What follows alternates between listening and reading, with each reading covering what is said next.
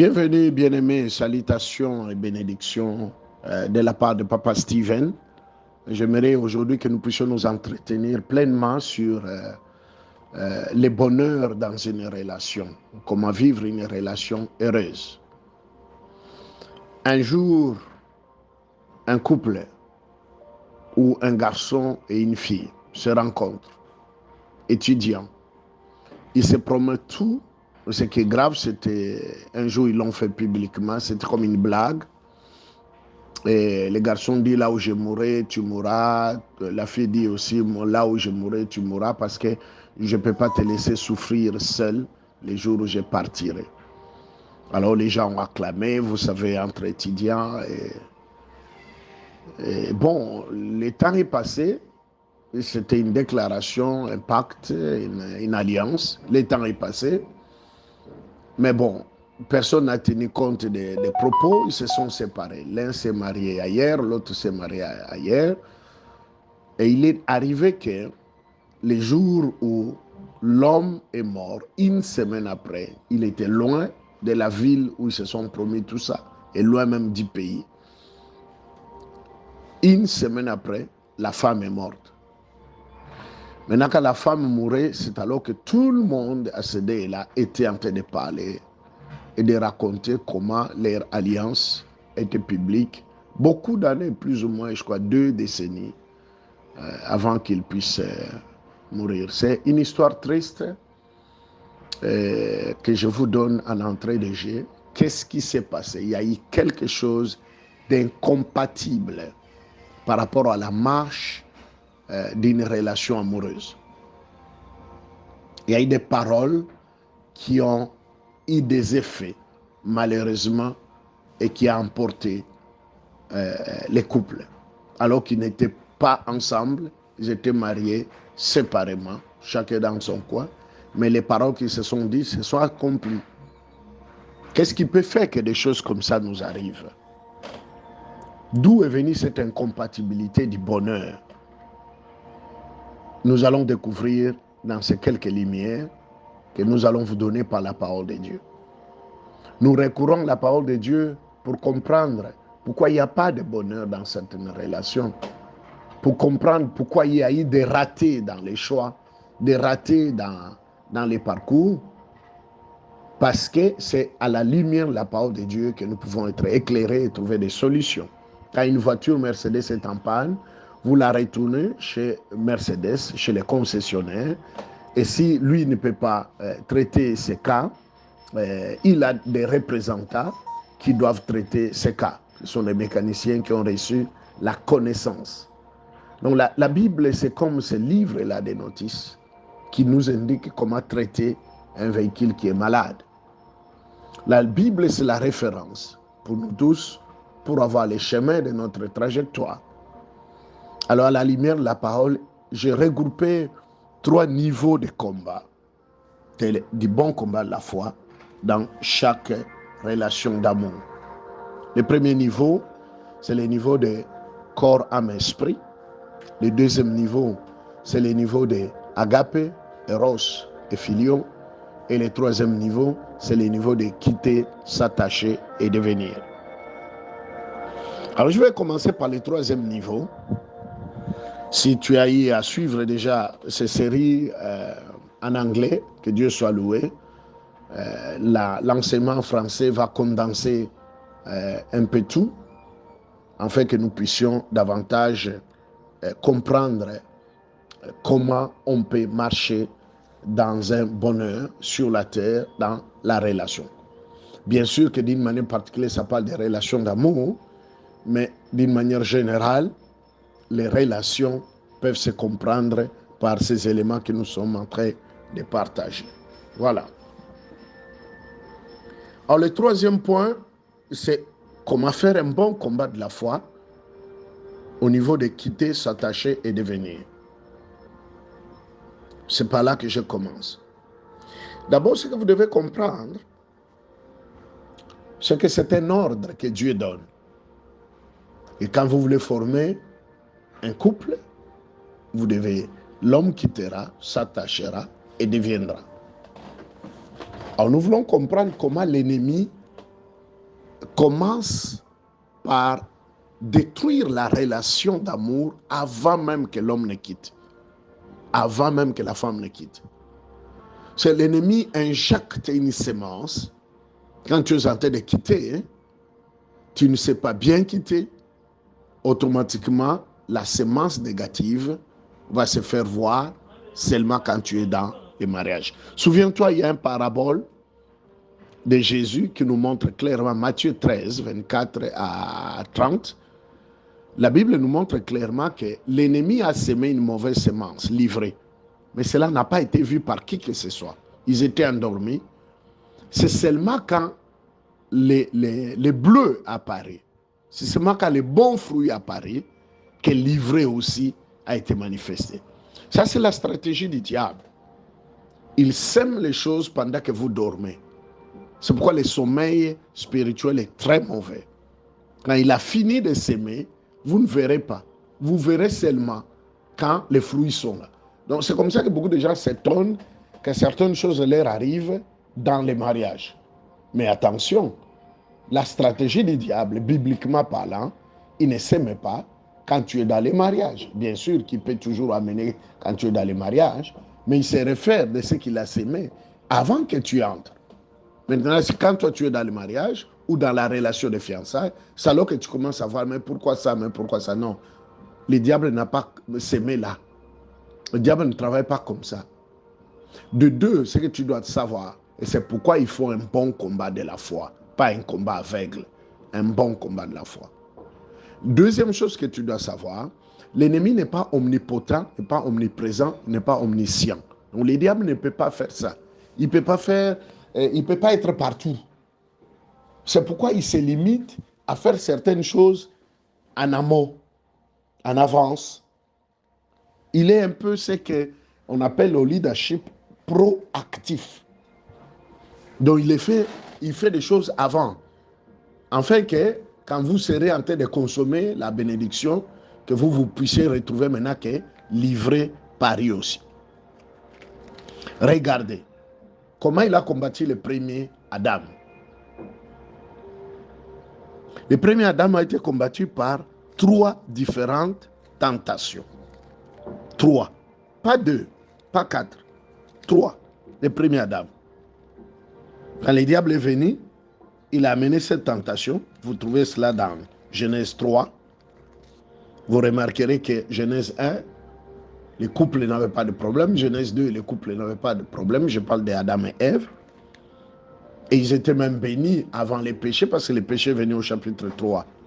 C'est pourquoi la bénédiction dans les couples est très importante. La bénédiction d'Adam et Ève est arrivée par Dieu avant les péchés au chapitre 3. Dieu les bénit et Dieu dit. C'est très important. La bénédiction, ce n'est pas à cause du péché, ce n'est pas à cause de la misère. C'est un principe divin pour atteindre les standards de Dieu. Il doit te bénir. Et c'est cette bénédiction qui t'enrichit sans se faire de chagrin. Mais beaucoup de nous entrent dans des relations sans bénédiction. Ça, c'est encore un autre chapitre. On verra ça bien. Alors, écoutez-moi, mes bien-aimés. La Bible dit dans Genèse 3, verset 6. La femme vit que l'arbre était bon, numéro 1, bon à manger. Numéro 2, agréable à la vue. Numéro 3, qu'il était précieux pour ouvrir l'intelligence. 3 tentations. Et ce sont les 3 tentations que le diable a amenées au dernier Adam. Vous voyez que le diable n'a pas changé les choses. Parce qu'il n'est pas omnipotent, il n'est pas omniscient, il n'est pas omniprésent. C'est la même recette qu'il a déjà jetée dans ta famille. C'est la même recette qu'il va veiller seulement que ça continue. C'est tout.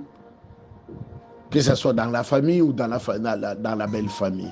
Tous, d'une manière ou d'une autre, personne ne peut dire que dans sa famille, le diable n'est jamais passé par là. Ça n'existe pas. Au fait, on ne peut même pas dire qu'on est chrétien sans avoir été combattu un jour par les diables.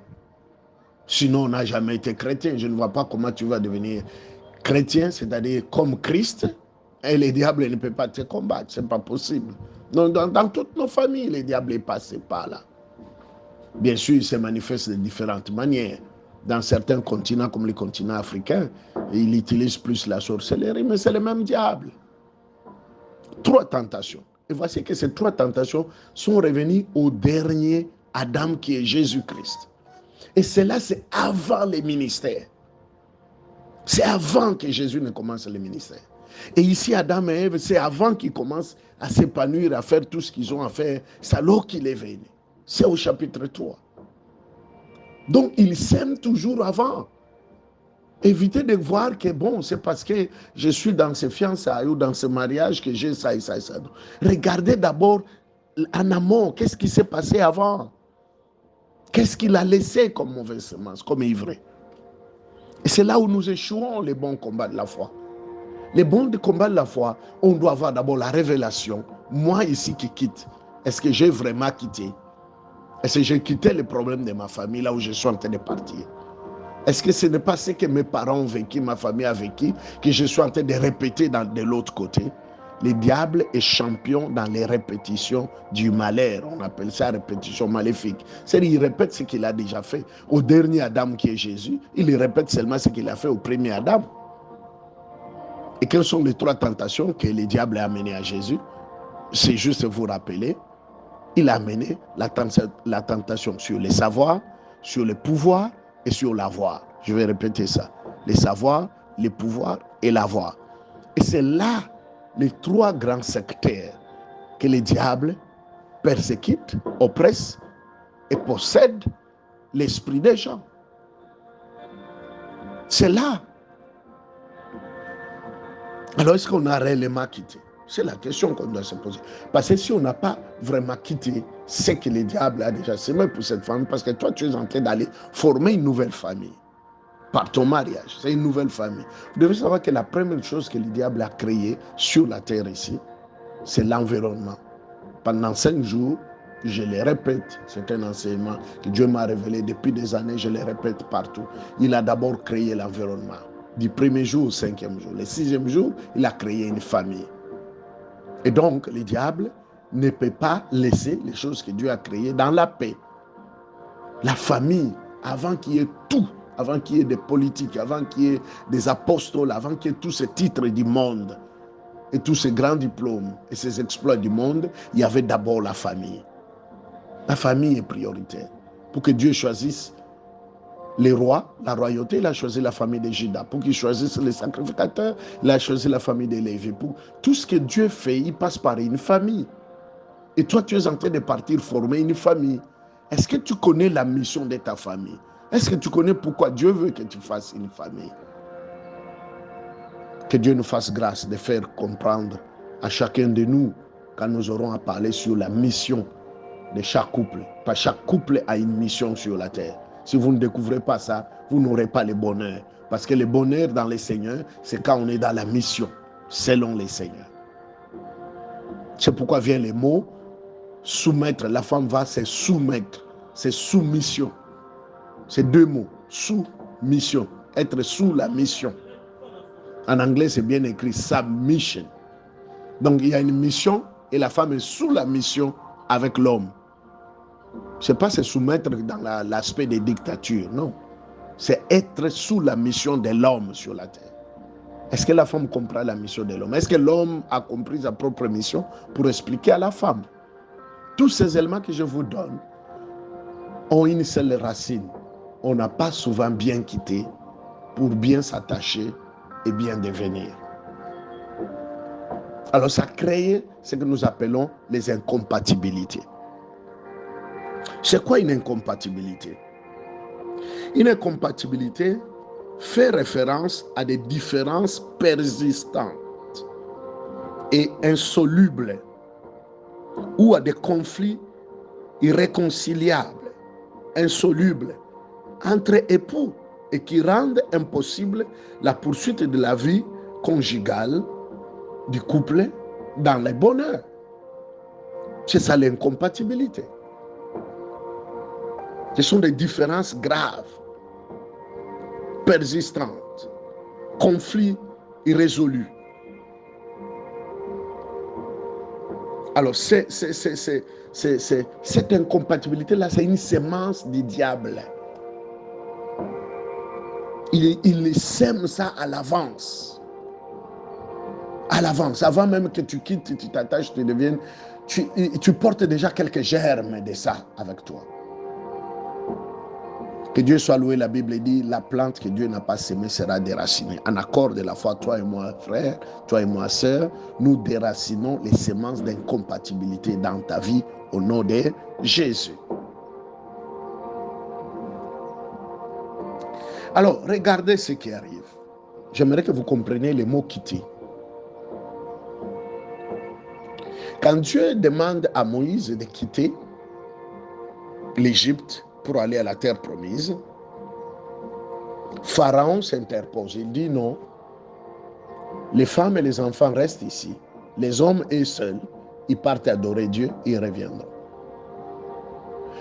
Dans la première démarche de chaque couple où il doit quitter un certain environnement et s'attacher à la femme, il y a un certain Pharaon, celui qui règne, celui qui rend tout le monde esclave dans la famille. Ça peut être la pauvreté, ça peut être les célibats, ça peut être la maladie, ça peut être la stérilité. Je ne sais pas quel type de géant qui est là dans la famille. Lui, il va te laisser aller, mais il bloque la femme, il bloque les biens, il bloque les enfants. Alors vous trouvez quelqu'un qui, avant le mariage, il prospérait très bien, mais dès qu'il commence le mariage, il est bloqué. Les choses tombent. Là, tu dois t'élever contre un pharaon qui n'a pas encore libéré soit toi, soit ta femme. Je vais vous donner un court témoignage à ce niveau rapidement, avant que je passe au deuxième niveau du combat de la foi. Nous faisons une délivrance à une prière, oui, une prière que nous appelons délivrance. Ne soyez pas choqués par ces mots, parce que la délivrance, c'est un paquet. Le mot salut vient du mot grec sotero, qui signifie salut de l'âme, prospérité, guérison et délivrance. C'est-à-dire être libéré d'un danger, d'une mort ou d'un esprit ou des chaînes. Donc c'est un paquet. On ne peut pas dire qu'on a les saluts et on ne veut pas entendre les mots délivrance. Ça peut porter une connotation mauvaise, mais je t'encourage, sache que c'est un mot biblique. C'est les saluts que tu cherches tous les jours. On ne peut pas séparer ces choses. Alors nous prions pour cette sœur. Elle venait d'un autre pays. Nous sommes là en Afrique du Sud. Elle venait d'un pays de l'Afrique australe. Je ne vous donne pas les détails. Et je n'ai jamais oublié ces dimanches soirs-là. C'était compliqué. Elle s'est jetée par terre, elle tournait, c'était un cas difficile. On a prié, on a prié. Bon, après un temps, on a eu le temps de s'asseoir et parler avec la sœur. Maintenant, la sœur a dit clairement que pasteur, j'ai des problèmes, tout le business de mon mari vient de tomber. Et je lui dis comment c'est arrivé. Il dit non, je sais comment c'est arrivé. Je dis comment? Il dit c'est moi. Je dis toi comment? Il dit je porte un malheur à moi. Ça, ce n'est pas le premier mariage. Je suis au troisième mariage. Le premier mariage, l'homme était tombé en faillite. Il m'avait accusé sorcière et ça n'a pas marché. Le deuxième mariage, il est tombé encore en faillite. Je suis au troisième mariage et là, au moment où je vous parle, c'est la faillite des business de mon mari.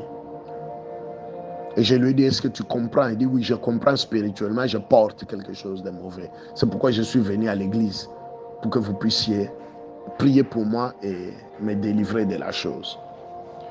Vous voyez, j'ouvre une petite parenthèse à ce niveau. Théologiquement, il y a ce qu'on appelle la sorcellerie consciente et il y a ce qu'on appelle la sorcellerie inconsciente. Il y a des gens qui sont conscients, qui ont touché à la magie, ils ont touché au fétiche, ou leurs parents, ou tout, ils sont totalement conscients. Mais souvent, quand ils viennent à l'église, ils font semblant. Parce que d'une manière directe ou indirecte, vous pouvez être affecté par ce que les parents ont fait, ou les grands-parents même. Mais il y a des gens, quand ils viennent à l'église, ils font semblant. Mais il y a d'autres qui sont totalement inconscients. Ils ne savent pas ce qui s'est passé dans leur famille. Et d'ailleurs, il y a ceux qui viennent de familles vraiment très, très religieuses. Car il y a une différence entre être une famille religieuse et être une famille chrétienne. Une très, très, très grande différence. Il y a ceux qui viennent de familles religieuses. Mais inconsciemment, ils portent la chose. Ils sont dans une forme de sacrifice, de sorcellerie inconsciente. Mais cette fille-là, elle était consciente. Maintenant, je ne sais pas. Elle est devenue consciente parce qu'elle était au troisième mariage qui ne marchait pas, les choses ne marchaient pas. Ou alors, elle savait seulement ce qui s'est passé. Mais Dieu nous a révélé en détail qu'elle portait un serpent en elle. Elle était une femme serpent. Au fait, ce n'était pas la faillite. L'argent était transféré auprès des maîtres des lieux. Acte 16. Vous connaissez l'affaire des Pythons. Quelqu'un qui prophétise, mais c'est les serpents. Et l'argent est transféré chez les maîtres des lieux. Donc vous voyez, elle s'est ouverte. On a prié, on a fait sa délivrance, mais bon, après elle a disparu de l'église. Je ne sais pas comment est devenue sa vie, mais j'espère que sa vie marche bien. Ça aussi, c'est notre point. Quand le diable sait que tu reçois une faveur par tel pasteur, par telle église, et que tu vas vaincre ton combat et tu vas atteindre ton standard de destinée. Parce qu'une chose est de vaincre son combat de la foi, et une autre chose est de grandir dans les standards de la destinée. Ce n'est pas tout le monde qui grandit. Plusieurs sont des bébés spirituels. Ils ne grandissent pas. Grandir, c'est aussi une autre grâce. Quand vous trouvez que vous êtes en train de grandir et que vous trouvez que cette église vous aide à grandir ou cet homme de Dieu vous aide à grandir, réfléchissez 2 fois avant de vous séparer avec lui. Parce que le diable ne voudra pas que vous continuez. Parce que souvenez-vous que le diable, lui, a fait des choses pour que les mêmes mal, depuis le premier Adam, continue jusqu'au dernier Adam. Dieu soit loué, nous, les derniers Adam. Parce que si Christ en vit en toi, oh là là, oh là là, oh là là, c'est l'espérance, la gloire. Celui qui est en toi est plus fort que celui qui est dans le monde. Je suis en train de prier et de déclarer que Christ en toi, tu es en train d'atteindre la maturité, la stature parfaite pour vaincre toutes les semences du diable. Et ce que Dieu n'a pas semé sera déraciné au nom de Jésus-Christ. Nous déracinons cela. Voilà. Alors, ça, ce sont des choses qui arrivent. Et souffrez que j'ajoute un autre point. Cela se manifeste des fois, pas toujours, chez les premiers-nés et les cadets de famille. Chez les Africains. Je parle d'abord ici, je parle vraiment comme quelqu'un qui a une longue expérience chez les Africains noirs. Je parle d'abord ici concernant les frères africains noirs. Les aînés et les cadets souvent sont héritiers de certaines choses vraiment compliquées du monde occulte. Alors je reviens, nous sommes dans le verbe quitter. Donc, certaines personnes n'ont pas bien quitté. Rassure-toi que quand tu es en train de quitter, tu quittes bien. Je vais te donner un autre exemple de la Bible. Rachel avait quitté, mais n'avait pas bien quitté. Elle a quitté en prenant les fétiches de son papa. Rachel, la femme de Jacob, bien sûr. Et dès qu'ils arrivent sur le chemin, le papa est en train de poursuivre ses fétiches, Jacob va déclarer une sentence de mort. Que la personne chez laquelle tu vas trouver les fétiches, cette personne doit mourir. Je n'ai pas pris tes fétiches. Malheureusement, c'était un couple qui vivait dans les mensonges. Et certains couples ont attiré beaucoup de démons à cause des mensonges. Ils n'ont pas dit de vérité dès le départ. Dites la vérité.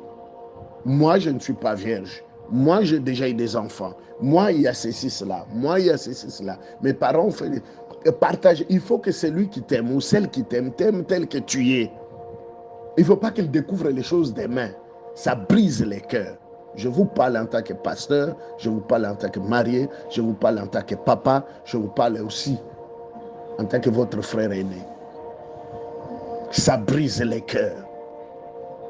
Quand l'homme ou la femme doit découvrir les choses après, ça ne brise pas les cœurs seulement parce qu'il découvre la vérité après. Ça brise les cœurs parce qu'il y a des démons derrière qui vont appuyer cette déception.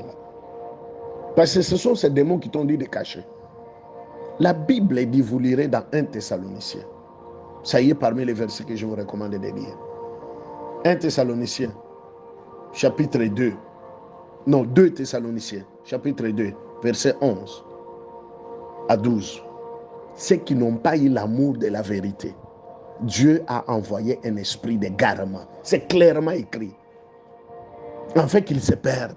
Dieu n'aime pas quand tu as la haine de la... Tu n'aimes pas la vérité. Dieu n'aime pas. Il y a deux éléments très capitaux que je vais répéter ici, que je l'ai déjà dit à d'autres couples, qui font le bonheur d'un couple. La vérité et l'amour. Alors, il y a un principe théologique qui dit ceci. Deux principes théologiques. L'amour sans vérité, c'est l'hypocrisie. Beaucoup de gens se sont attachés. Ils ont quitté, mais en s'attachant, ils se sont attachés avec l'hypocrisie.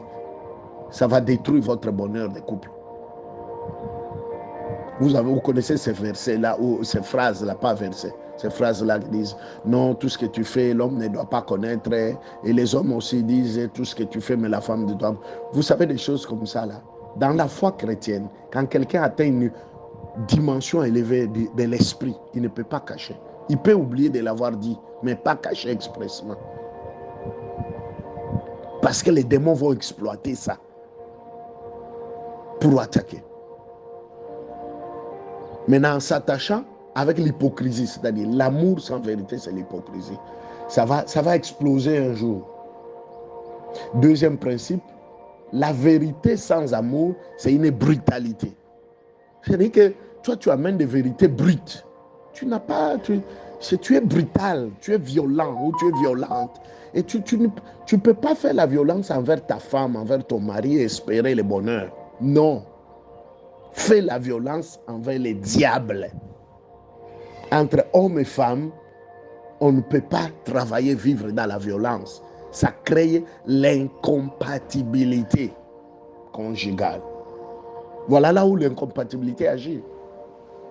C'est dans des choses comme ça. Dans l'hypocrisie, dans la brutalité, l'incompatibilité agit. Parce que le diable va amplifier ça. Ce n'est pas que tu ne peux pas pardonner, mais sache que les premiers ennemis sur la terre du diable, c'est un couple, c'est une famille. C'est là où le diable a commencé ses opérations contre la race humaine. C'est contre une famille. C'est comme ça que Dieu, Jésus en venant sur la terre, il nous enseigne notre Père qui est dans les cieux. Il vient restaurer la relation de famille qui a été brisée par les diables. Les diables, on l'appelle les pères du mensonge. Il a une famille de menteurs, des hypocrites, des brutaux, des violents, des violeurs, des méchants et des abuseurs, des terroristes. C'est ça les diables, c'est leur père. Mais vous voyez, toutes ces choses-là ne peuvent pas être dans un couple. Parce que notre Père qui est dans les cieux, oh, c'est le Père dont nous sanctifions son nom, en étant amoureux, en vivant selon sa bénédiction. Dans les mots bénir se trouve le mot charme. Il y a une forme de charme que Dieu dépose quand il bénit un couple. Un charme pour ton mari, un charme pour ta femme, pour vous deux, pas un charme de l'extérieur. Quand la prononciation est déclarée bénédiction, là, il y a un charme qui se dépose. Cette charme-là, c'est ça qui crée l'influence. Cette influence-là, c'est ça qui amène les choses à couler comme des flots.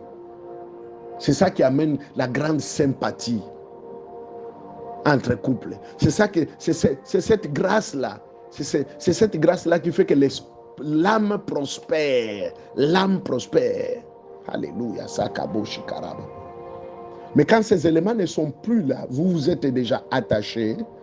Souvenez-vous, quitter, s'attacher et devenir. Maintenant, votre attachement devient incompatible. Ça devient incompatible. Et c'est là, ce fut le cas de Rachel. Maintenant, rapidement, parce que je suis en train de poursuivre et toucher les autres points. La conséquence, vous savez, Rachel est morte. Mais pourquoi Rachel a pris les dieux de son père? Je crois que d'une manière ou d'une autre, Rachel a douté du Dieu de Jacob. Il a vu son père riche par ses dieux et il a vu que Jacob bricolait trop.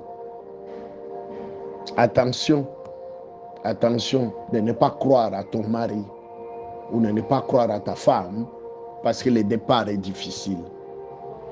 Le royaume de Dieu commence souvent faible, comme une semence faible sur une terre desséchée. Mais Dieu fait grandir. Et la Bible dit dans Isaïe 53, l'œuvre va commencer à prospérer. Rabo, Shakabasa. Quelle que soit la faiblesse du commencement, Liabasanda Karaba. Je suis en train de te bénir, de bénir ton couple et de déclarer que vous êtes totalement libérés des incompatibilités que nous déracinons au nom de Jésus-Christ. Et nous amenons la compatibilité du Saint-Esprit. Lot a quitté Sodome et Gomorrhe. Je suis toujours au verbe quitter, s'attacher. Mais il était tellement trop attaché à Sodome et Gomorrhe que Sodome et Gomorrhe ne l'a pas quitté. Parce que là où il est parti, ce n'était pas possible.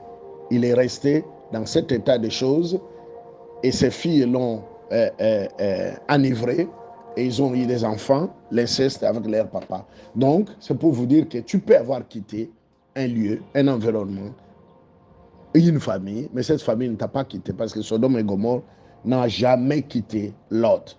Mais lui, il les a quittés. Le mal est resté profond. Pourquoi le mal est resté profond? Parce qu'il y avait un attachement profond. Donc, alors comprenez ces choses, mes bien-aimés. Marchez dans ces choses. Que l'attachement peut être un outil pour que l'incompatibilité s'asseye.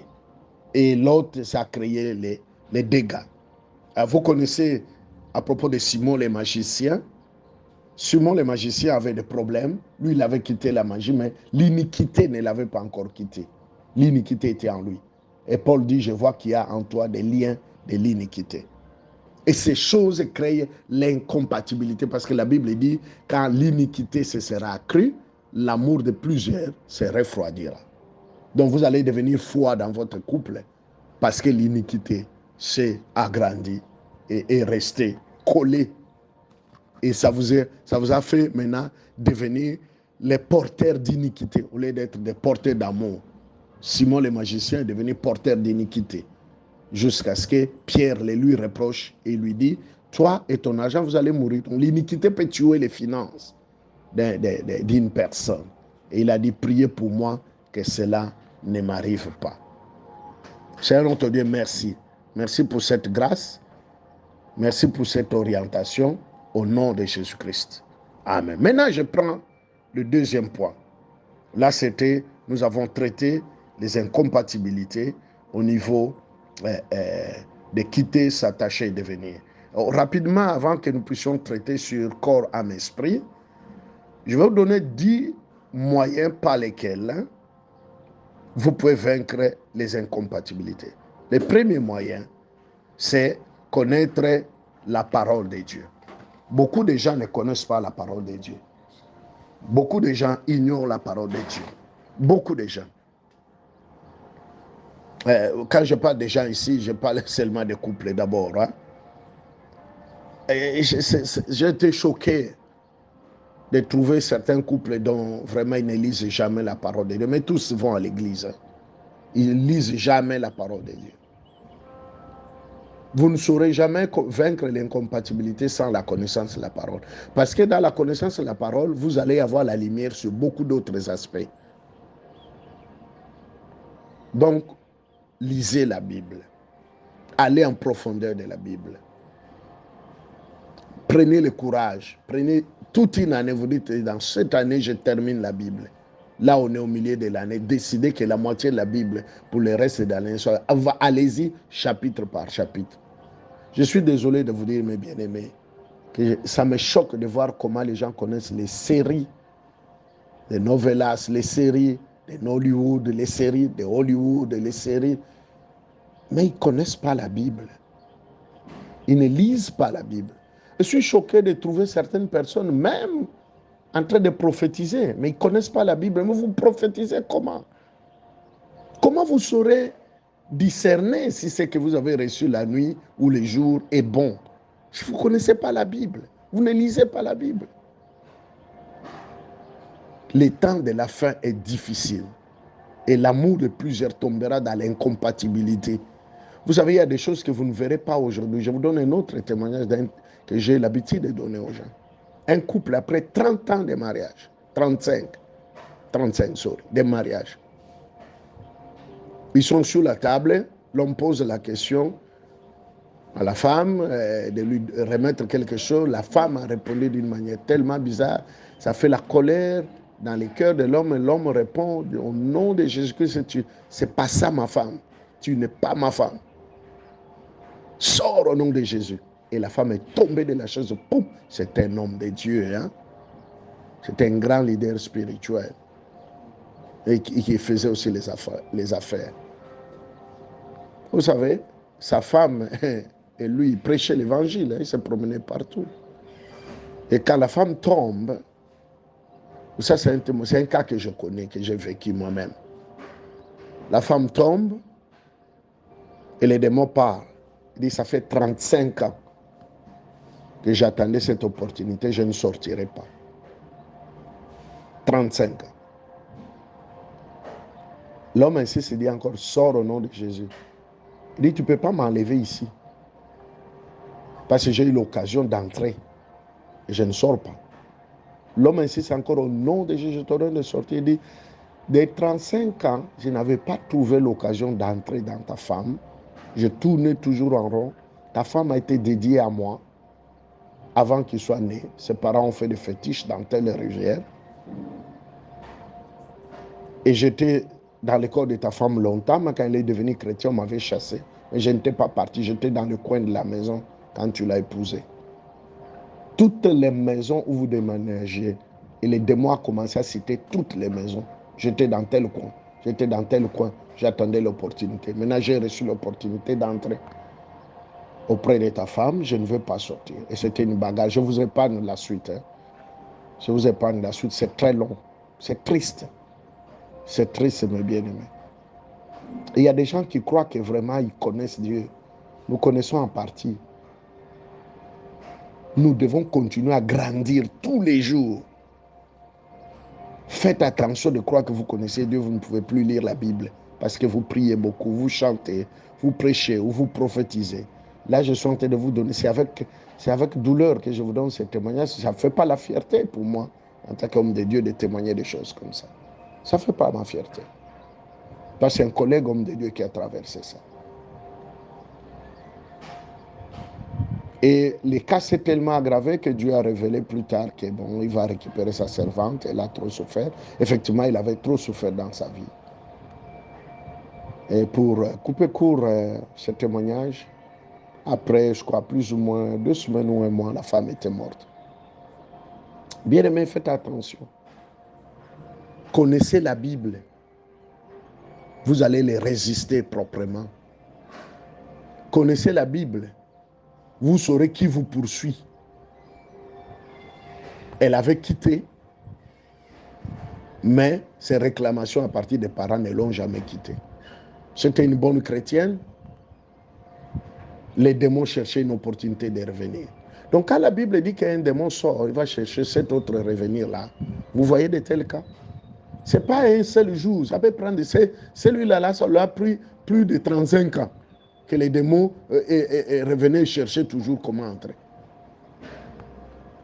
Si nous prions par le sang de l'agneau, que personne de notre génération ne connaisse ces choses. J'ai pris d'une manière particulière à tous ceux qui servent le Seigneur, diaconesses, diacres, serviteurs, quels que soient les départements. J'ai pris pour tous les membres. Seigneur, j'ai pris particulièrement aux serviteurs. Que ces scandales ne nous arrivent jamais au nom de Jésus-Christ. Amen. Deuxième chose pour vaincre les incompatibilités. Tu dois connaître la mission de ton mari. Et bien sûr, le mari doit connaître la mission de la femme. Je l'avais déjà dit en passant, je ne vais pas insister. Il y a un principe théologique qui dit quand les abus sont ignorés, quand les objectifs sont ignorés, quand la mission est ignorée, les abus sont inévitables. Donc tu vas abuser de ta femme, tu vas abuser de ton mari, parce que tu ne connais pas les objectifs pour lesquels vous vous retrouvez. 3. Comment vaincre les incompatibilités.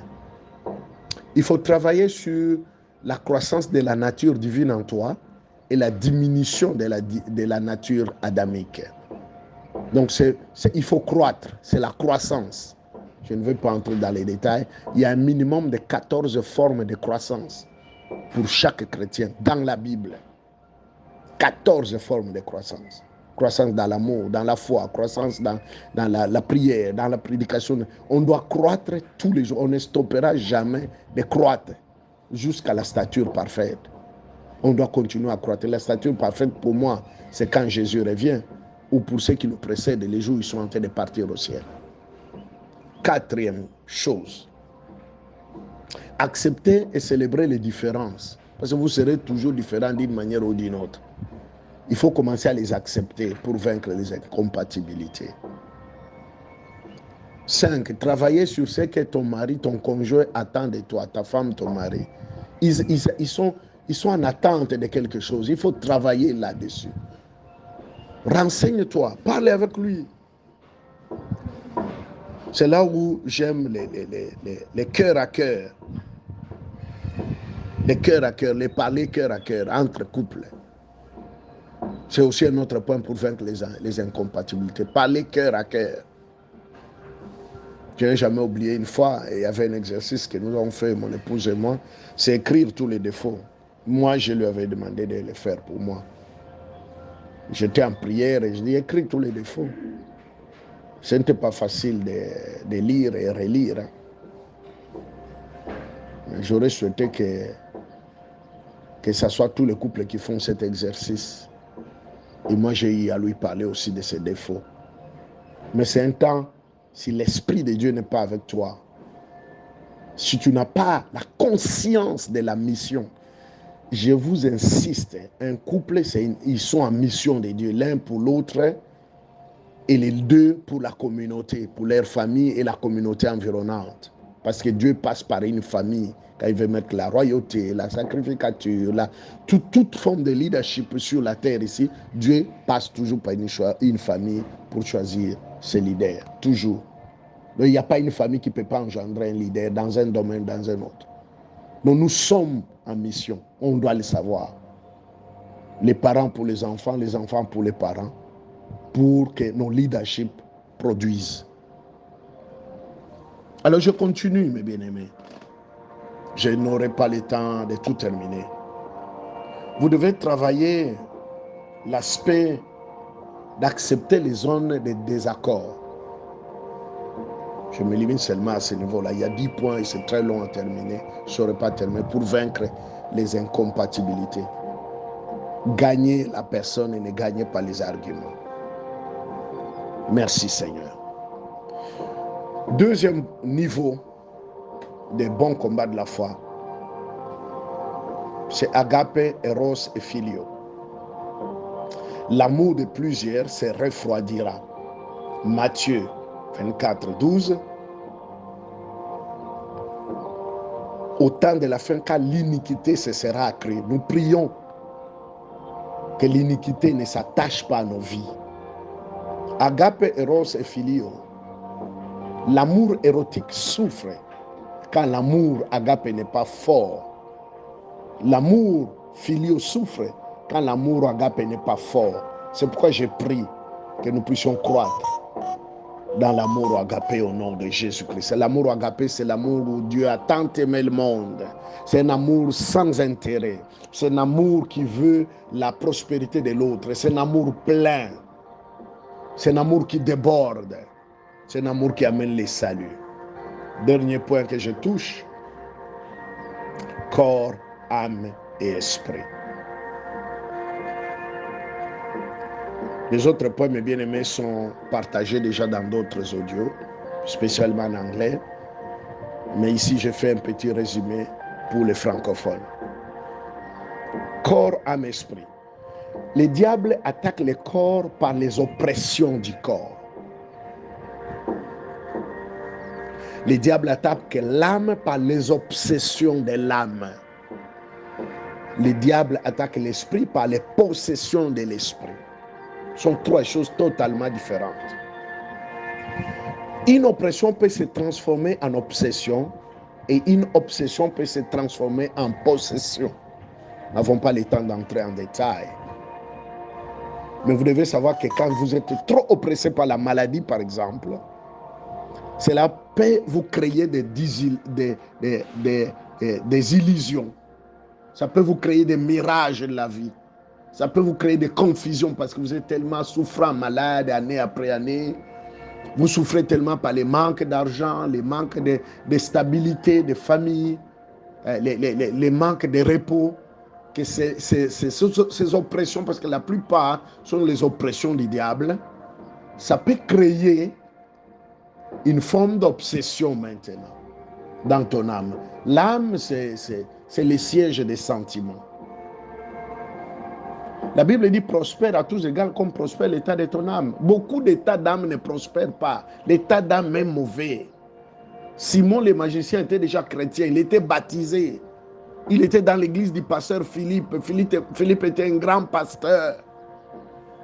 Mais il avait un problème de l'âme. Son âme était encore dans l'iniquité. La Bible dit, l'apôtre Pierre le dit clairement, que ton âme a des liens. Mais il était déjà chrétien, mes bien-aimés. Son âme avait des liens. Et la conséquence, Pierre lui dit, tu vas mourir toi et ton argent. Vous savez, je n'amène pas une théologie nouvelle ici, surtout dans le domaine des délivrances, parce qu'il y a des gens qui ne veulent pas entendre ça, mais allez lire la parole de Dieu et dites-moi ce que Simon le magicien avait, si ce n'est pas ce que je suis en train de vous dire. Il était déjà chrétien baptisé, mais il avait ses problèmes. Et si l'apôtre Paul lui-même peut dire, que les biens que je vais faire, je ne sais pas le faire, les mal que je ne veux pas faire, c'est ce que je me retrouve en train de faire. Qui me délivrait? C'est l'apôtre Paul peut dire. Donc il était dans un bon combat de la foi de tous les jours. Il y a des combats comme ça, c'est tout le reste de ta vie. Il ne faut pas commencer à dire écossi la caca, non. Lève-toi et continue à te battre jusqu'au bout. L'apôtre Paul dit, j'ai combattu les bons combats. Et j'ai achevé, il n'a pas dit un seul jour. Souvenez-vous que l'apôtre Paul lui-même dit que Dieu a laissé un esprit qui était en train de me frapper tous les jours. J'ai cherché la délivrance et Dieu me dit que ma grâce te suffit. Il avait un combat dans son... Il avait une oppression permanente, un combat grave. J'ai pris que tu ne sois pas dans l'oppression permanente. Mais attention d'ignorer ces choses, mes bien-aimés, s'il vous plaît.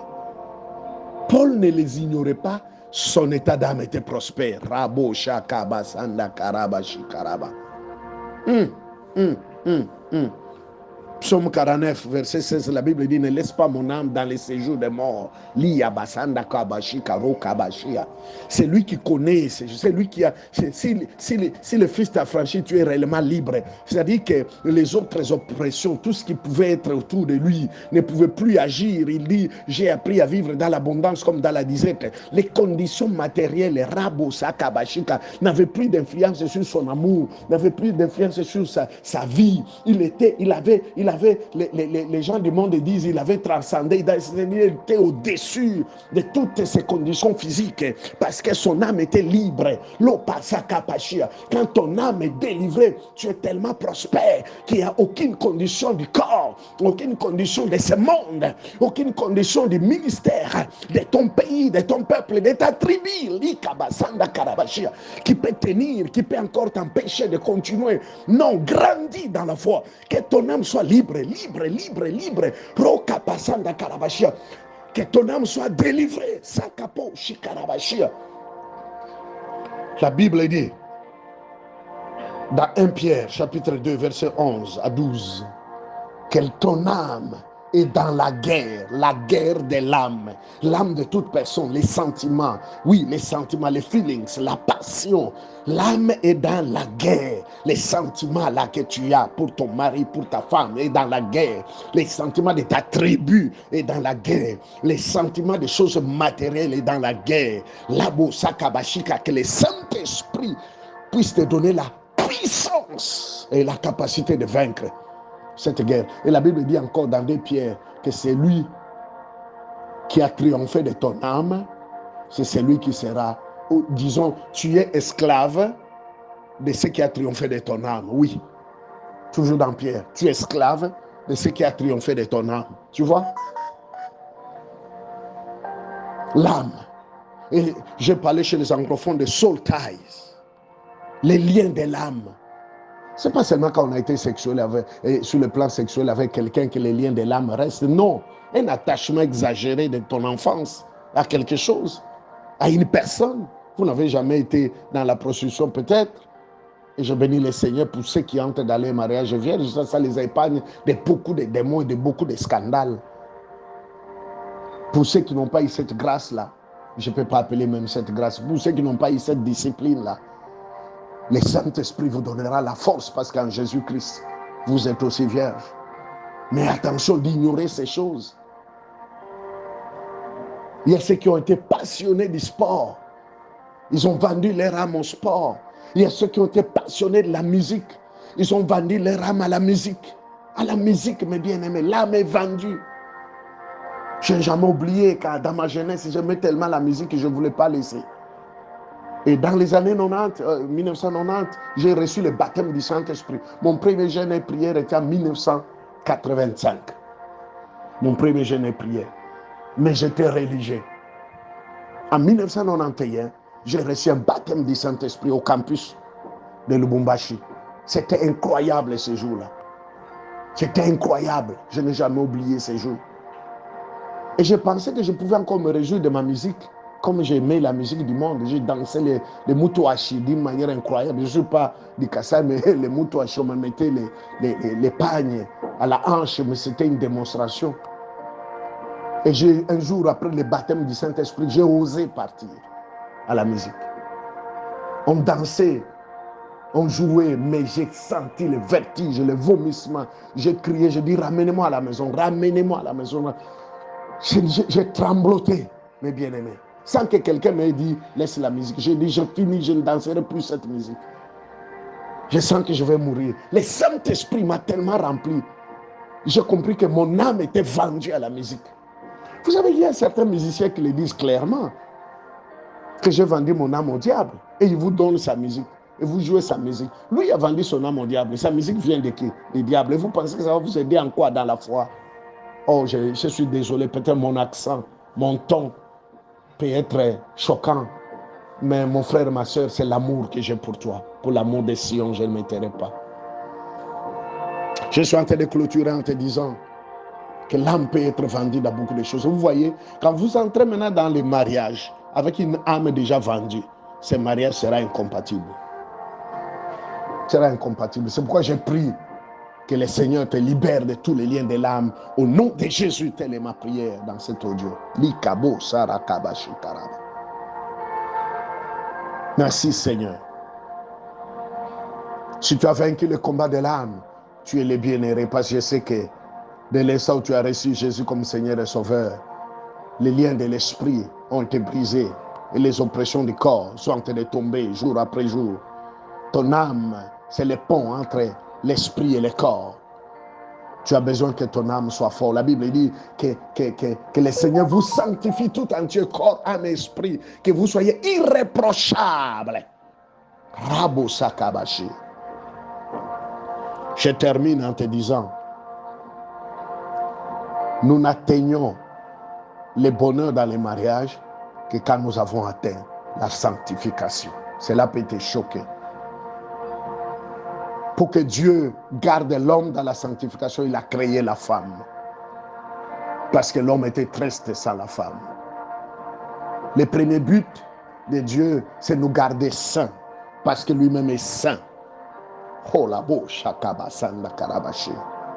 la question que je te pose, tu poursuis quoi dans ton mariage? Juste le bonheur, c'est le niveau très bas. C'est le niveau très bas. Le bonheur fait partie du mariage. On se marie pour avoir le bonheur. Mais le but premier du mariage, on se marie pour rester saint. Sanctifié par le Seigneur. Labo Shakaba. Recherchez la paix et la sanctification sans laquelle personne ne verra Dieu. Personne. Un couple qui ne vit pas dans la sanctification, c'est un bonheur terrestre. Il ne verra pas Dieu. Car dans les 10 vierges, il y a eu 5 qui étaient folles, qui n'ont jamais vu Dieu. La porte a été fermée contre les folles, quand bien même ils étaient sages. Pourquoi? Parce qu'ils ne se sont pas sanctifiés assez. Celui qui se sanctifie, il investit dans l'onction, il investit dans l'huile, il garde son huile, sa lampe allumée. Merci Seigneur. Merci Seigneur. Que la sanctification soit le désir de chaque jour, ma femme et moi-même, ainsi que ma famille. Au nom de Jésus. Que l'amour de Dieu, le Père, la communion du Saint-Esprit, la grâce de notre Seigneur Jésus soit avec chacun de nous. Que cet audio soit une grâce pour tous ceux qui s'engagent dans l'amour. Au nom de Jésus-Christ, nous avons ainsi prié. Nous disons Amen.